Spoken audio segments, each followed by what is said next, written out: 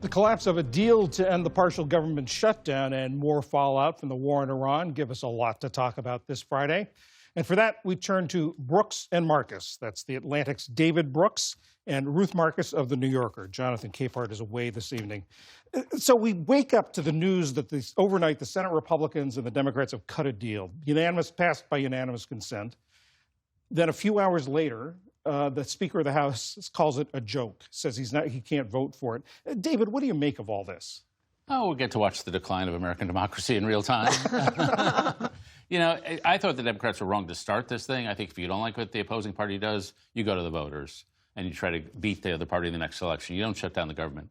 But it turns out the Republicans haven't learned Democracy 101 either. Because when you only control 50% of the House, sometimes you have to compromise to make the ship run. And the House Republicans apparently don't understand that. And so they're unwilling to go with the Senate compromise, which was a compromise. And it had some things Republicans didn't like. But guess what? That's politics. And so to me, what's happening in the country is that people are not saying who's right and who's wrong. Are we blaming the Democrats or are they blaming the Republicans? They're saying the whole ruling class is screwed up. The entire elite establishment of this country cannot run things. And so that impulse, which has been building for decades, is what got Donald Trump elected. And if we continue to see Americans looking at their ruling class and saying these people are total losers, total incompetence, then we're going to elect the craziest person we can. And Donald Trump is going to look sane compared to whoever comes next, whether it's a Democrat or a Republican. Ruth, what can be done about that to try to change that? Oh, it's very easy. We'll just fix it in a nanosecond. Look, you and I, all three of us, have lived through government shutdown after government shutdown after government shutdown. And I want to take a little bit of issue with you, David, because Democrats don't have a lot of levers of power, right? They don't have the control of the House. They don't have control of the Senate. They don't have control of the White House. They have a grievance with the way DHS is being run. They have a particular grievance with the way ICE is being run, and they have very few levers of power to try to achieve reform on that, which, by the way, they weren't getting out of this deal. So that's an important point to be made. But when you have one party in charge of these three axes of government, and it can't even agree with itself on funding one of these important agencies and allowing TSA agents to be paid, you are going to get blamed for that. And I think as much as people are just generally frustrated with government writ large, they are going to be particularly frustrated at the end of this week and at the end of next week and probably the week after that with the operations of the Republican Congress. People are furious at these delays at airports. And I think they are unnerved by something else that happened this week that's not really related to the shutdown, but goes to trust in government, which is the tragic accident that happened at LaGuardia. I think this all folds together in a just state of real public unhappiness. Ruth, I want to say with you, you talk about the reaction of the public. And this started out, as David pointed out, talking about ICE, the Democrats talking about ICE. Then it became the TSA agents. And then today, the Speaker made it firmly an issue about border control. Talk about the messaging war that's going on here. Well, the messaging war is, I think, primarily for people, what have you done for me lately? Or more accurately, what have you done to me lately? And if you are making me, this was completely predictable, by the way. If you're not going to pay TSA agents, they're going to end up not showing up on the job. They're going to leave. The fallout from this is going to take weeks, months to fix. God forbid some people who aren't adequately trained allow something to sneak through in the interim. So I think the messaging war of you are inconveniencing me or you are making me feel unsafe is going to win out over the border messaging war because, by the way, there's so much money in the ICE bucket, pardon that pun, I didn't mean to make it, that the ICE is fully funded. So failing to fund DHS here is actually not affecting border enforcement, but it is affecting, as Lisa said in her very good piece, so many thousands of other people. David, the president tried to take unilateral action to try to do something about this. He sent ICE agents into airports to help TSA. He signed an executive order to have the TSA paychecks start flowing again. What do you make of that? Well, it's unconstitutional, but we've crashed through that so many times. I'm glad he's doing it. I flew a bit this week, and people were going up to the TSA agents wherever I was and thanking them for showing up to work, and God bless those people. If I could nurse our disagreement over... Oh, good. You know, the Democrats controlled all three branches, or all three House, Senate, and White House through much of the 20th century, through large sections of the 20th century.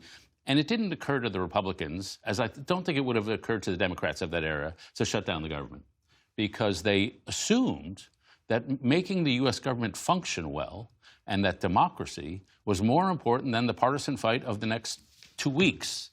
And we're winning the news cycle. And they assumed that if they degrade the government, then the voters would punish them. And Newt Gingrich broke through that norm a long time ago. And now we're seeing the norms degrade. And so Congress has become dysfunctional. And TSA is becoming degraded because of all this. The federal agencies are becoming degraded because of the repeated government shutdowns and the Trump assault.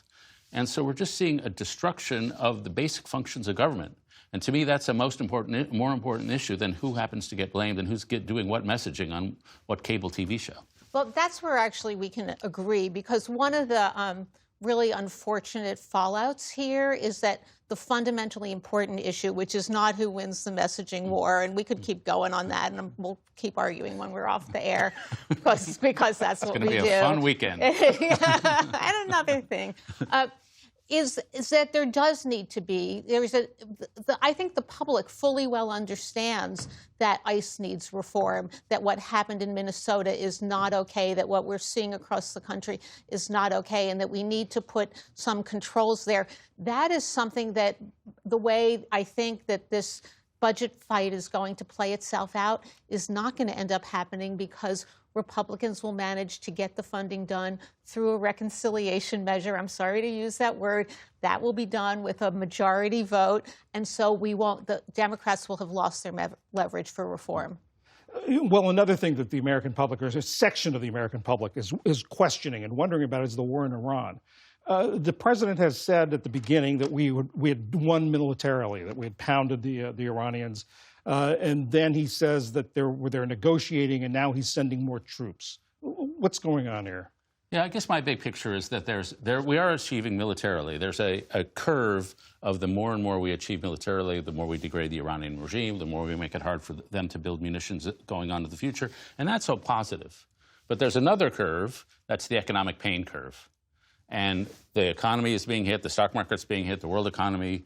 Christine Lagarde, the European former head of the European Bank, is like saying it's going to be a catastrophe.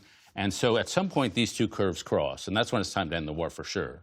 The problem is the downward sloping of the economic curve is exponential. We make incremental progress in degrading Iran's ability, but the collapse of the economy could go out of control. And so to me, I think, Marco Rubio said today 2 to 4 more weeks. I'm rooting for as short a time as possible. They can say we degraded Iran seriously. They're not a regional power. Let's declare victory and get out before we cause pain all around the world. I think you're way too optimistic in terms of your assessment of the upward military curve. Yes, the regime has been degraded militarily. Yes, important people have been taken out. Does that make us safer, or does that make us less safe? And because let's be clear, we have not achieved what the president told us on night one we wanted to achieve, which was regime change. The regime is not changing. If anything, the regime may be becoming more hardline, more inclined to insist on developing nuclear power, nuclear capabilities. It may be more incentivized to go after nuclear weapons, which is the biggest potential threat to the U.S., and I take it very, very seriously. It may be more incentivized by this latest round of attacks than it was previously, even after June, even after other assaults. And in the meantime, we are now negotiating to fix something that wasn't broken when we started, which is access to the Strait of Hormuz. So I do not see the military arc in the same positive light, though there have been some achievements that you do. And David, there's some elements of the president's supporters who are questioning this, who say they feel a little bit betrayed. Joe Rogan earlier this month, he ran on no more wars, and of this, what's happening now, we can't even really clearly define why he did it. Tucker Carlson This war is something he promised he wouldn't do, not once, but countless times. Megyn Kelly says no one should have to die for a foreign country. Yeah, I'm puzzled by this.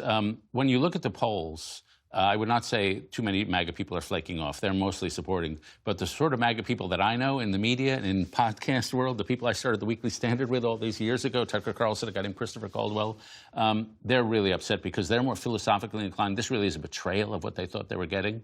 But I wouldn't say it's yet a mass movement among the Republican ranks. Ruth?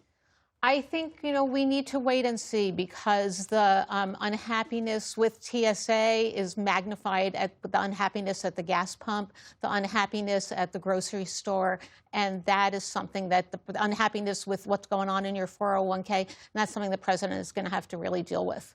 Ruth Marcus, David Brooks, thank you both very much. Thank you.